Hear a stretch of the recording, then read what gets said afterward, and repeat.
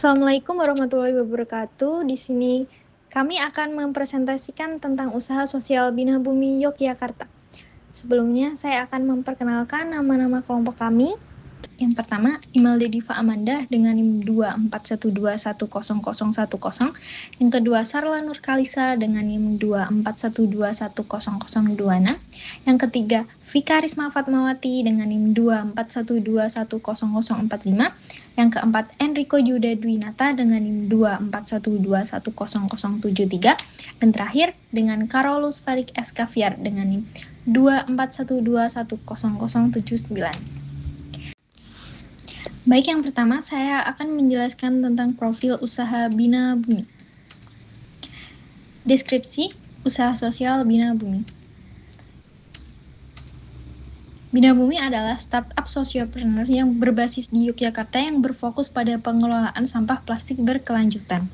Bina Bumi mengembangkan Sigma, Smart Plastic Gathering Machine, mesin pintar yang memungkinkan masyarakat menukarkan botol plastik menjadi uang atau poin digital. Yang kedua, saya akan menjelaskan tentang visi usaha sosial Bina Bumi. Visi usaha berikut adalah menjadi pelopor sosiopreneur berbasis teknologi yang mendorong perubahan perilaku masyarakat dalam pengelolaan sampah plastik, menciptakan ekosistem ekonomi sirkular yang berkelanjutan, serta berkontribusi nyata dalam menjaga kelestarian lingkungan dan meningkatkan kualitas hidup masyarakat. Selanjutnya, saya akan menjelaskan tentang misi usaha sosial Bina Bumi. Yang pertama, mengurangi limbah plastik di lingkungan. Yang kedua, meningkatkan partisipasi masyarakat dalam daur ulang. Yang ketiga, menciptakan nilai ekonomi dari sampah plastik. Dan yang keempat terakhir, mendorong kolaborasi lintas sektor, seperti masyarakat, pemerintah, dan swasta. Selanjutnya, saya akan menjelaskan tentang produk utama Bina Bumi. Yang pertama, Sigma, Smart Plastic Gathering Machine.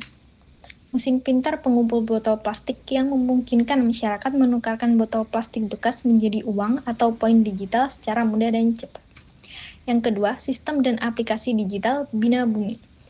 Platform pendukung yang pengelola data penukaran, insentif pengguna, serta monitoring pengelolaan sampah plastik secara terintegrasi. Berikut contoh gambarnya. Dan selanjutnya saya akan menjelaskan tentang target pasar usaha sosial Bina Bumi. Target pasar pertama Bina Bumi yaitu yang pertama, masyarakat umum, pengguna mesin Sigma. Yang kedua, perusahaan dan mitra CSR. Yang ketiga, industri daur ulang plastik. Dan terakhir, pemerintah dan institusi publik. Berikut contoh ketika menawarkan produk Bina Bumi.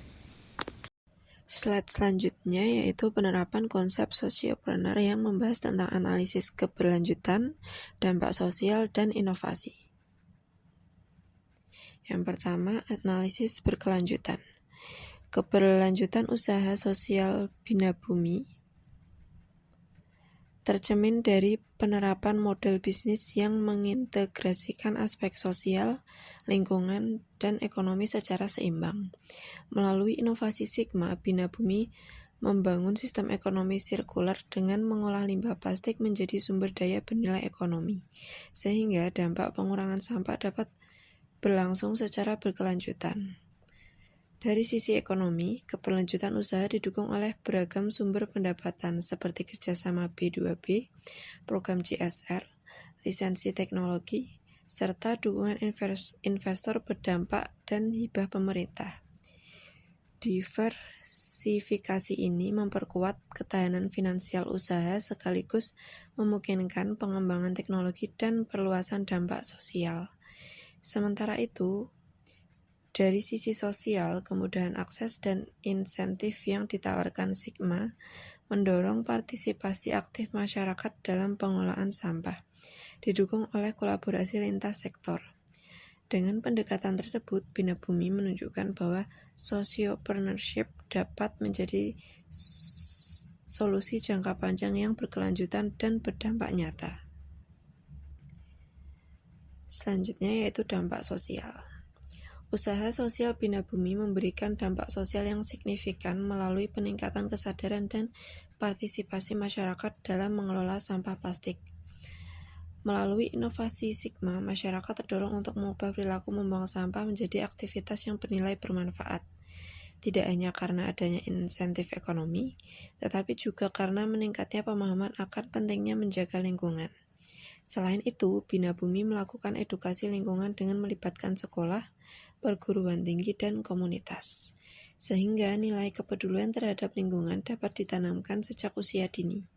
Kolaborasi lintas sektor dengan pemerintah, dunia pendidikan, dan sektor swasta juga memperkuat jejaring sosial serta mendorong terciptanya perubahan sosial yang berkelanjutan dalam pengelolaan sampah di masyarakat. Slide selanjutnya yaitu inovasi. Inovasi yang dikembangkan oleh Bina Bumi diwujudkan melalui Sigma, yaitu Smart Plastic Gathering Machine, sebagai solusi teknologi dalam pengelolaan sampah plastik berbasis sociopreneurship. Sigma mengintegrasikan mesin pintar dengan sistem digital yang memungkinkan masyarakat menukarkan botol plastik menjadi uang atau poin secara praktis dan transparan. Inovasi ini tidak hanya menghadirkan kemudahan akses daur ulang di ruang publik, tetapi juga menggabungkan insentif ekonomi, teknologi digital, dan prinsip ekonomi sirkular untuk mendorong perubahan perilaku masyarakat. Dengan pendekatan tersebut, Bina Bumi menghadirkan inovasi sosial yang berkelanjutan dan mampu menjawab permasalahan sampah plastik secara efektif dan adaptif. Berikut gambar prototipe mesin Sigma dan aplikasi Bina Bumi.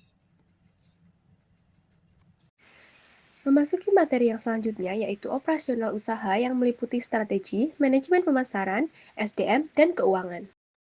Strategi usaha sosial Bina Bumi menggunakan strategi utama berupa teknologi driven sociopreneurship yang menggunakan teknologi sebagai solusi sosial, menggabungkan dampak lingkungan dan keberlanjutan bisnis, serta pertumbuhan usaha dilakukan secara bertahap atau scaling. Untuk arah strateginya yaitu penetrasi pasar melalui lokasi strategis, kolaborasi dengan pemerintah, industri, dan swasta, serta diversifikasi sumber pendapatan.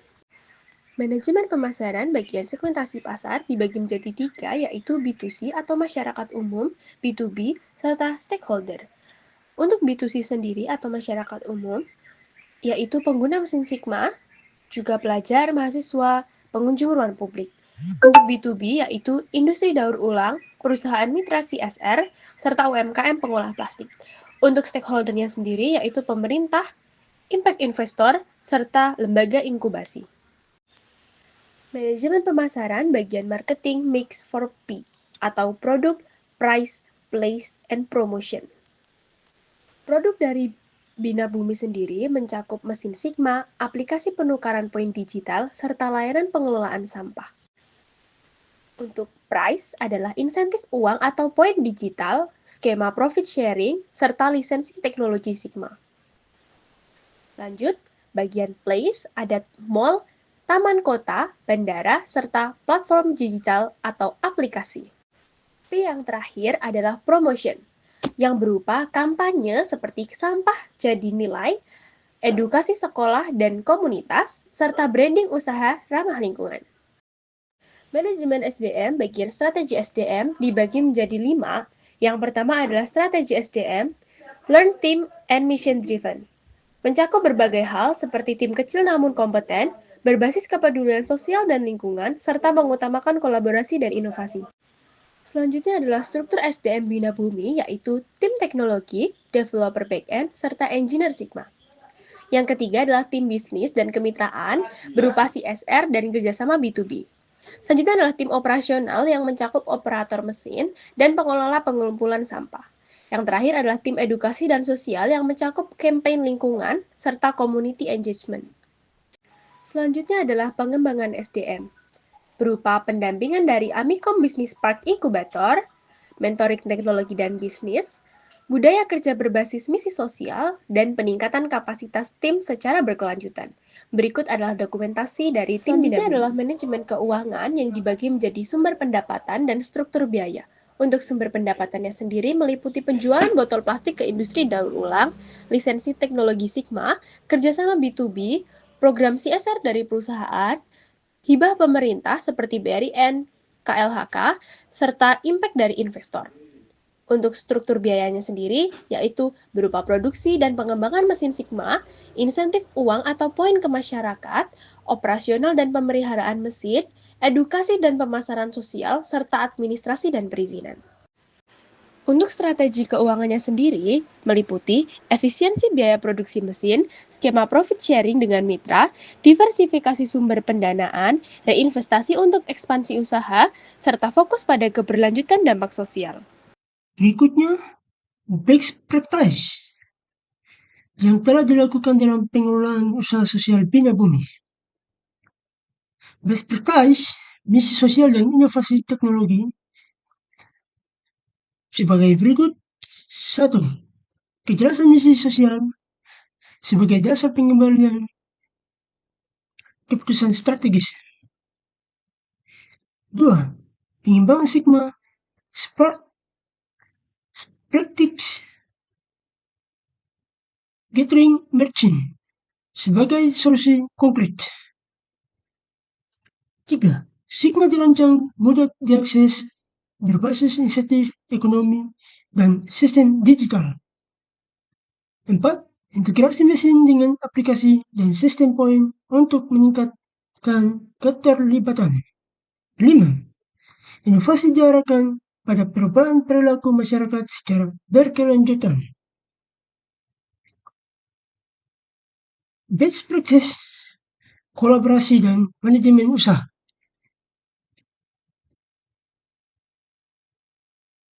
Merupakan kerjasama strategis antara individu, tim, atau perusahaan untuk mencapai tujuan bersama, seringkali melibatkan pembagian sumber daya, keahlian, dan risiko guna inovasi, perluasan pasar, dan pemecahan masalah yang tidak dapat diselesaikan sendiri.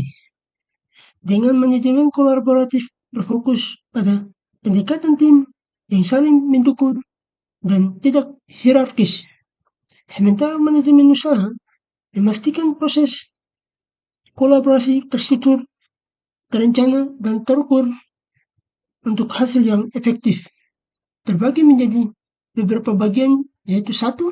Kolaborasi lintas sektor dengan inkubator bisnis dan mitra teknologi, yang merupakan kemampuan Bina Bumi dalam membangun kolaborasi lintas sektor, kerjasama, dan dengan lembaga inkubasi seperti Amikom Bisnis, Park Inkubator, dan Data Source Research, memberikan nilai strategis dalam penguatan kapasitas bisnis dan teknologi. Kedua, kerjasama dengan industri daur ulang memperkuat ekonomi sirkular. Kolaborasi dengan industri daur ulang memperkuat rantai ekonomi sirkular. Pola kolaborasi ini menciptakan ekosistem pendukung yang membantu usaha sosial tetap relevan dan adaptif. 3. Kemitraan dengan institusi pendidikan dan komunitas lingkungan. Sementara kemitraan dengan institusi pendidikan dan komunitas lingkungan memperluas jangkauan edukasi publik. 4. Evaluasi dan refleksi internal dilakukan secara berkelanjutan. Dalam aspek material, Bina Bumi menerapkan praktik evaluasi dan refleksi internal secara berkelanjutan. 5. Keterbukaan terhadap pendampingan dan masukan dari mentor inkubator. Kesediaan tim untuk menerima pendampingan kritik dan serta masukan dari mentor inkubator menunjukkan sikap profesional dan realistis dalam menilai kapasitas usaha. Praktik ini penting dalam konteks usaha rintisan sosial yang beroperasi dengan sumber daya terbatas karena mencegah pengambilan keputusan berbasis asumsi berlebihan. Berikut kendala dalam implementasi best practice. Sebagai berikut. 1. Keterbatasan modal finansial pada tahap inkubasi usaha. 2. Biaya pengembangan dan produksi mesin. 3. Sigma relatif tinggi merupakan pengembangan produksi mesin Sigma membutuhkan investasi yang relatif besar, sementara akses terhadap investor masih terbatas. Kondisi ini berdampak pada jumlah mesin yang dapat diproduksi serta kecepatan ekspansi ke lokasi strategis. 3. Kesiapan teknologi masih dalam tahap penyempurnaan. Kendala berikut berkaitan dengan kesiapan teknologi dan pendukung Sigma masih berada pada tahap pengembangan dan penyempurnaan, baik dari sisi perangkat keras maupun sistem digital. 4. Ketergantungan pada sumber daya teknis yang terbatas. Proses ini memerlukan waktu sumber daya manusia yang kompeten, serta biaya pengembangan berkelanjutan. Ketergantungan pada tim teknis yang terbatas membuat proses integrasi teknologi berjalan lebih lambat dan target ideal. 5. Proses perizinan penempatan mesin di ruang publik cukup kompleks. Aspek dari regulasi perizinan juga menjadi tantangan tersendiri. Penempatan mesin di ruang publik seperti mal, taman kota, dan fasilitas umum memerlukan koordinasi dengan berbagai pemangku kepentingan, seperti pengelola lokasi dan pemerintah daerah. Proses administrasi yang panjang berpotensi menghambat implementasi di lapangan, terutama bagi usaha rintisan yang belum memiliki posisi tawar kuat. Berikut kendala sosial dan operasional. Kendala sosial dan operasional dibagi menjadi 5 bagian sebagai berikut. 1. Perubahan perilaku masyarakat membutuhkan edukasi dan berkelanjutan yang merupakan kendala muncul dari sisi perilaku masyarakat sendiri. 2. Tidak semua pengguna memahami mekanisme penggunaan Sigma. Jadi, meskipun Sigma menawarkan insentif ekonomi, perubahan kebiasaan dalam mengelola sampah membutuhkan proses edukasi yang konsisten. Tidak semua masyarakat langsung memahami mekanisme penggunaan mesin atau nilai jangka panjang dari daur ulang. 3. Sosialisasi dan edukasi menambah beban operasional usaha. 4. Koordinasi dengan berbagai pemangku kepentingan memerlukan waktu. 5. Hambatan yang bersifat multidimensional, finansial, teknologi, regulasi, dan sosial. Berikut adalah pengaruh best practice dan kendala terhadap kinerja usaha. Interaksi antara best practice dan kendala yang dihadapinya memberikan pengaruh langsung terhadap kinerja usaha Bina Bumi, baik dari sisi sosial, ekonomi, maupun operasional. Penerapan praktik terbaik dalam inovasi dan kolaborasi berkontribusi positif terhadap peningkatan fasilitas usaha. Bina Bumi mulai dikenal sebagai inisiatif sociopreneurship berbasis teknologi lingkungan yang membuka peluang kerja sama dengan mitra industri, lembaga pendidikan, serta program CSR. 2. Sigma mendorong partisipasi masyarakat dalam pengelolaan sampah plastik. Penggunaan Sigma mampu meningkatkan partisipasi masyarakat dalam pengelolaan sampah plastik, terutama di lokasi uji coba. Insentif ekonomi, kemudahan akses mendorong perubahan perilaku yang sebelumnya sulit dicapai melalui pendekatan edukasi konvensional. Hal ini menunjukkan bahwa inovasi yang tepat sasaran berpengaruh signifikan terhadap pencapaian dampak sosial. 3. Dampak sosial meningkat terutama di lokasi uji coba. Hal ini menunjukkan bahwa inovasi yang tepat sasaran berpengaruh signifikan terhadap pencapaian dampak sosial. 4. Keterbatasan modal membatasi skala operasional dan pendapatan. Keterbatasan modal dan teknologi berdampak pada kinerja ekonomi usaha. Pendapatan dari penjualan botol, plastik, dan kerjasama B2B belum mencapai skala optimal karena jumlah mesin beroperasi masih terbatas. Kemudian yang kelima, best practice menjadi fondasi kuat bagi keberlanjutan usaha jangka panjang. Secara analitis dapat disimpulkan bahwa best praktis yang diterapkan Bina Bumi memberikan fondasi kuat bagi peningkatan kinerja usaha, terutama dalam membangun reputasi dan dampak sosial. Kendala yang dihadapi berfungsi sebagai faktor penghambat laju pertumbuhan, bukan sebagai penghalang utama. Dengan pengelolaan kendala yang adaptif dan dukungan pendanaan yang memadai, praktik-praktik terbaik yang telah berjalan berpotensi menghasilkan kinerja usaha yang lebih optimal dan berkelanjutan di masa datang. Bagian selanjutnya adalah analisis SWOT. Jadi SWOT ini merupakan kepanjangan dari Strength, Weakness, Opportunity, dan Threats, di mana analisis ini digunakan untuk mengetahui kekuatan, kelemahan, peluang, serta ancaman yang dihadapi oleh Bina Bumi dalam melaksanakan proses bisnisnya. Untuk poin yang pertama adalah Strength, di mana Strength ini merupakan kekuatan internal yang memberikan keunggulan kompetitif bagi Bina Bumi. Di sini kami menemukan adanya 4 poin strengths. Yang pertama adalah inovasi teknologi Sigma. Jadi Bina Bumi ini memiliki produk berupa Smart Plastic Gathering Machine yang memberikan solusi modern dan praktis bagi masyarakat untuk mendaur ulang sampah. Yang kedua adanya sistem insentif digital, di mana mereka mengintegrasi dompet digital dan poin yang memberikan imbalan langsung yang meningkatkan motivasi partisipasi masyarakat. Yang ketiga adalah adanya dukungan inkubator. Saat ini, Bina Bumi tergabung dalam Amikom Business Park Incubator atau ABP dan Data Circulars yang memberikan bimbingan ahli, pengawasan model bisnis, serta akses jaringan. Yang keempat adalah visi usaha yang holistik. Jadi Bina Bumi ini memadukan aspek teknologi, perubahan perilaku sosial, dan ekonomi sirkular dalam satu ekosistem.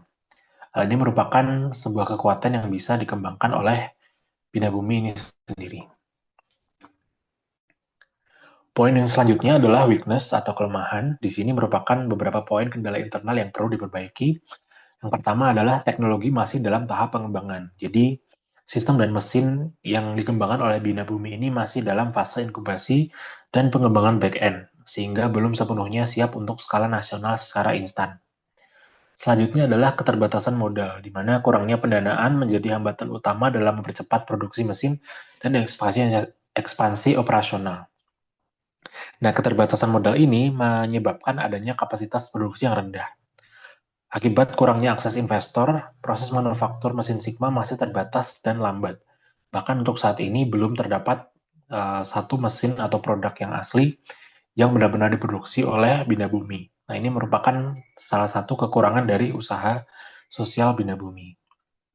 Selanjutnya adalah ketergantungan pada tim inti.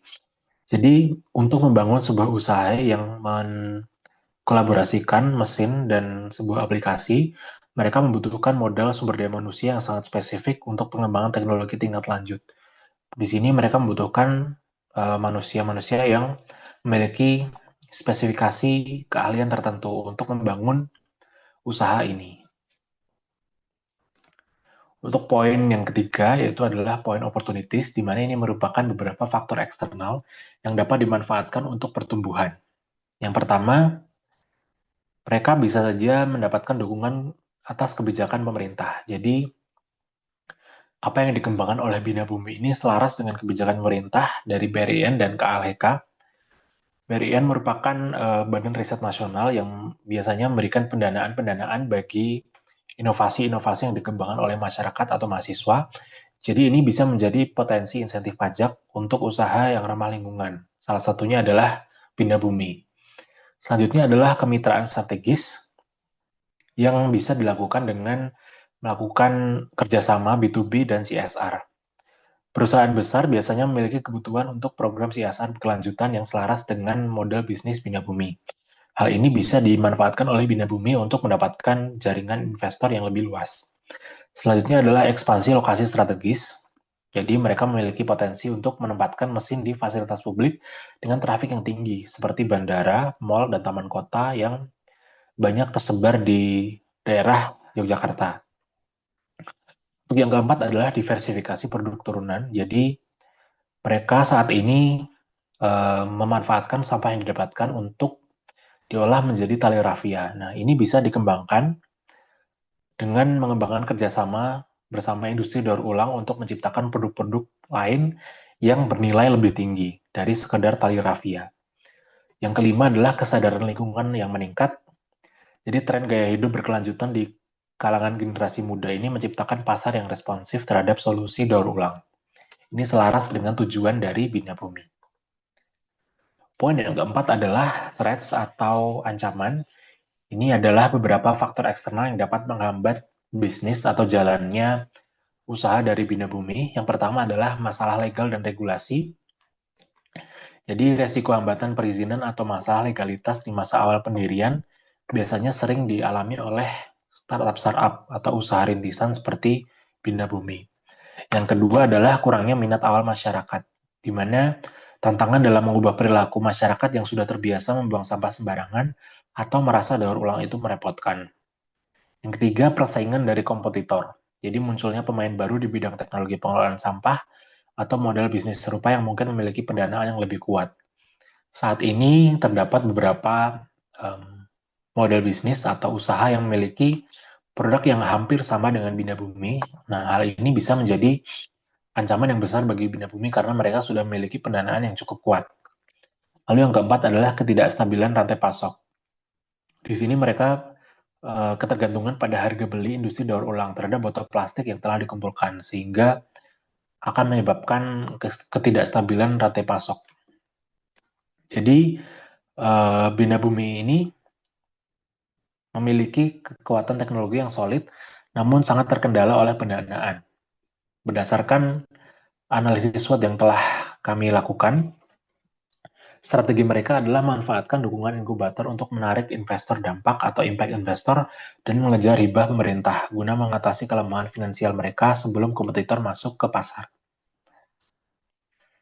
Selanjutnya, kami merumuskan beberapa rekomendasi strategi bisnis menggunakan metrik TOWS. Jadi, TOWS adalah alat analisis strategis yang merupakan pengembangan dari analisis SWOT. Jadi, berfungsi untuk membantu organisasi merumuskan strategi dengan mencocokkan faktor internal, S dan W, strength dan weakness, dengan faktor eksternal, yaitu opportunity dan threats, untuk menghasilkan strategi yang lebih aplikatif. Yang pertama adalah strategi SO, Strength dan Opportunity, atau biasa disebut dengan Maxi-Maxi. Jadi di sini Bina Bumi dapat melakukan kapitalisasi teknologi dan dukungan publik. Caranya ada dua di sini. Yang pertama adalah optimalisasi dana hibah atau CSR menggunakan bukti dampak sosial ekonomi yang kuat untuk menarik pendanaan dari BRIN dan KLHK dan program perusahaan CSR lainnya. Selanjutnya yang kedua adalah ekspansi agresif ke lokasi strategis, misalnya mall atau bandara, melalui dukungan kebijakan pemerintah dan kemitraan B2B. Jadi fokus utama adalah memperluas jangkauan mesin Sigma dengan dukungan inkubator dan potensi hibah dari pemerintah, dari BRIN atau KLHK. Bina Bumi harus menargetkan penempatan mesin di titik-titik dengan trafik tinggi, seperti bandara, mall, dan taman kota. Hal ini menciptakan aliran pendapatan baru dari penjualan botol dan biaya lisensi mesin. Selanjutnya adalah strategi ST atau Strength dan Threats, biasa disebut dengan strategi Maxi Mini, di mana mereka harus membangun kepercayaan melalui data. Jadi, mereka bisa melakukan edukasi dan branding yang masif menggunakan transparansi data dan hasil nyata untuk mengatasi resistensi masyarakat terhadap perubahan perilaku daur ulang. Selanjutnya, mereka juga bisa melakukan proteksi inovasi, di mana mereka bisa memperkuat keunggulan teknologi Sigma melalui pendaftaran paten atau lisensi baru. Jadi untuk menghadapi ancaman rendahnya minat masyarakat, Bina Bumi harus menonjolkan fitur dashboard analitik mereka dengan menunjukkan secara transparan seberapa banyak limbah yang telah dikurangi. Masyarakat dan mitra CSR akan merasa lebih yakin untuk berpartisipasi dalam mensukseskan program dari Bina Bumi ini. Selanjutnya adalah strategi WO, Weakness Opportunity, atau biasa disebut dengan Mini-Maxi, di mana mereka memanfaatkan peluang dengan menyingkirkan kelemahan yang ada. Di sini kami memberikan dua strategi. Yang pertama adalah akselerasi melalui inkubator, di mana mereka bisa memanfaatkan jaringan EBP inkubator untuk menjembatani keterbatasan modal dengan mempertemukan tim dengan impact investor. Selanjutnya adalah kemitraan produksi. Jadi untuk mengatasi kapasitas produksi yang rendah dengan kebijakan atau dengan bekerja sama dengan vendor, manufaktur, atau mitra industri melalui skema profit sharing. Karena kelemahan utama dari keterbatasan modal, strategi WO harus difokuskan pada penggalangan dana kreatif. Jadi, Bina Bumi harus melakukan sebuah penggalangan dana kreatif. Jadi, selain hibah, model B2B atau penjualan layanan pengelolaan sampah ke perusahaan dapat menjadi sumber pendapatan berkelanjutan yang menutup biaya operasional harian. Selanjutnya adalah strategi WT atau Weakness and Threats, biasa disebut dengan strategi mini-mini. Jadi memperbaiki kelemahan sekaligus menghindari ancaman yang akan datang dan melakukan efisiensi dan manajemen resiko. Jadi untuk strategi mini-mini ini ada 2 poin strategi. Yang pertama adalah skala prioritas produksi, di mana fokus pada penyempurnaan teknologi mesin di satu atau 2 lokasi percontohan yang paling efisien untuk meminimalkan risiko kerugian akibat keterbatasan modal. Jadi mereka sebaiknya fokus di 1 atau 2 tempat dulu.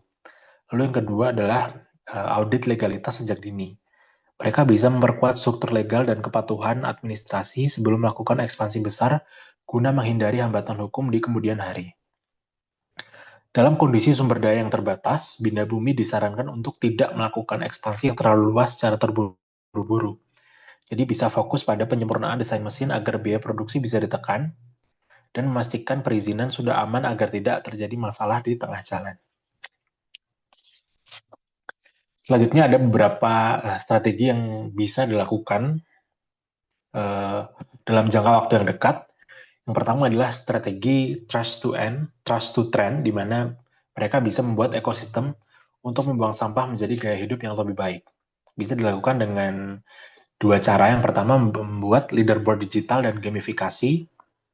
Jadi di dalam aplikasi Bina Bumi ini, mereka bisa membuat sistem peringkat atau leaderboard mingguan untuk pengguna dengan jumlah setoran botol terbanyak. Selanjutnya adalah mereka bisa melakukan pop-up booth Sigma Experience, bisa dilakukan di lokasi-lokasi yang ramai, misalnya ada konser musik ataupun expo atau pameran.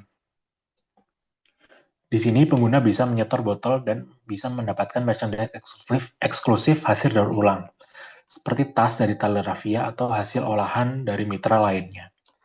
Melalui pop-up booth Sigma Experience, ini bisa meningkatkan brand awareness di kalangan masyarakat. Selanjutnya adalah strategi eco-micro partnership, di mana ini dilakukan untuk mengatasi keterbatasan modal produksi mesin, gunakan pendekatan yang kolaboratif. Jadi bisa dilakukan dengan melakukan pencarian sponsorship untuk mesin Sigma. Jadi tawarkan perusahaan lokal seperti kafe atau hotel di Yogyakarta untuk mengadopsi 1 mesin Sigma. Sebagai imbalan, badan mesin akan menjadi media iklan eksklusif bagi perusahaan tersebut, dan poin yang dihasilkan bisa ditukarkan dengan diskon di gerai masing-masing. Selanjutnya adalah program Sahabat Bina Bumi untuk UMKM. Jadi mereka bisa bekerja sama dengan UMKM untuk menjadi titik pengumpulan manual atau drop point sementara sebelum mesin Sigma tersedia secara luas. Jadi UMKM mendapatkan keuntungan dari peningkatan traffic pengunjung yang datang untuk menyetor botol. Dan strategi yang terakhir adalah strategi edu sirkular, di mana mereka bisa menggunakan jalur pendidikan untuk membangun basis pengguna setia sejak dini. Ini bisa dilakukan dengan 2 poin. Yang pertama adalah kurikulum praktis di sekolah, jadi buat kompetisi antar kelas atau antar sekolah untuk pengumpulan botol melalui Sigma. Jadi Bina Bumi bisa menyediakan dashboard khusus bagi sekolah untuk membantu dan memantau kontribusi lingkungan siswa secara real time. Yang kedua adalah melakukan workshop daur ulang yang kreatif. Jadi adakan sesi belajar untuk mengubah plastik menjadi produk bernilai tinggi bersama mitra industri daur ulang. Hal ini bisa memperkuat pemahaman masyarakat bahwa sampah benar-benar memiliki nilai ekonomi. Sekian presentasi dari kelompok kami, kurang lebihnya mohon maaf. Terima kasih atas perhatiannya. Wassalamualaikum warahmatullahi wabarakatuh.